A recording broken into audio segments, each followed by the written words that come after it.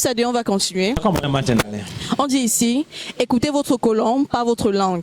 Si votre colon a dit que ce n'est pas bon, c'est que ce n'est pas bon. Oui. Mais monsieur Sadé, je voudrais savoir, est-ce qu'on a la latitude de savoir que ce que je mets dans ma bouche ou bien ce qui passe par ma langue sera bon ou pas pour mon colon? Voilà.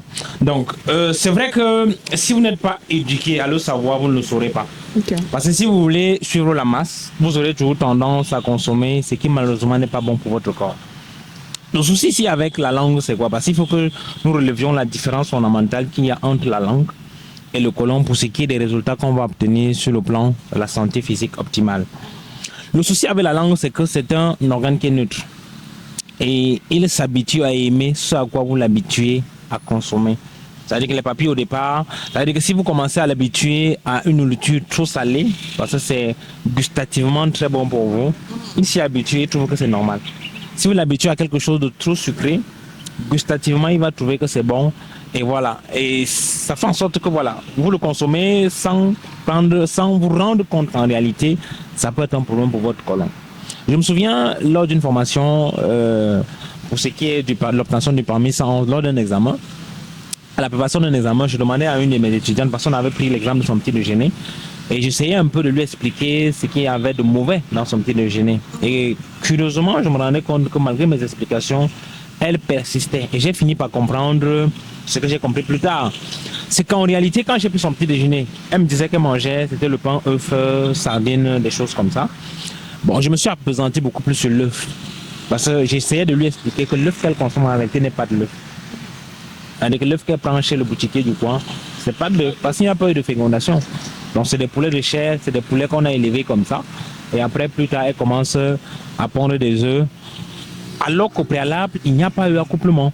Donc quand je lui expliquais qu'en réalité, c'est pas de l'œuf, ça ressemble à l'œuf, ça a le goût de l'œuf, mais c'est pas de l'œuf, elle me disait que non, ça c'est ce qu'elle aime. Et qu'en réalité, à la maison, c'est papa qui aime les œufs du village. C'est-à-dire que gustativement, elle trouvait que c'était bon pour elle de consommer de l'œuf qui n'était pas en réalité de l'œuf. Parce qu'elle y a été habituée. C'est-à-dire quand elle avait, je crois, 18 ans, imaginez qu'elle a consommé ça depuis l'âge de 2 ans. Vous pensez que vous allez du jour au lendemain faire tout simplement en sorte qu'elle ne continue pas d'aimer ça. Or, le problème avec ce qu'elle consomme, c'est que c'est bon pour son palais. Ça veut dire que sa langue l'apprécie. Mais le problème maintenant, c'est que qu'en est-il de son côlon? Parce que vous devez savoir à propos du côlon que le côlon, c'est un organe qui est essentiel dans la digestion. Parce que c'est lui qui s'occupe de récupérer ce que vous avez consommé et de faire le tri. C'est-à-dire qu'est-ce qui est nutriments qui vont être absorbés et qu'est-ce qui est déchets qui vont être éliminés. Maintenant, le souci maintenant, c'est que quand vous ne donnez pas ce qui est bien, parce qu'en réalité, on mange parce qu'on veut prélever dans l'alimentation les éléments qu'on a besoin pour son bon fonctionnement. Maintenant, quand vous lui envoyez ce qui n'a pas d'éléments nutritifs, vous lui donnez tout simplement plus de travail. Et plus de travail parfois pour ne pas obtenir le résultat dont il a besoin. Ça veut dire qu'il travaille, il va dépenser 10 000 kilocalories par exemple, pour ne prélever parfois rien du tout comme élément nutritif. Et ces déchets-là vont rester accumulés. C'est comme ça que ça va commencer à créer la maladie. Donc c'est pour ça que je dis qu'il faut faire attention à ce que vous mangez. Ça veut dire, ne faites pas confiance à votre langue.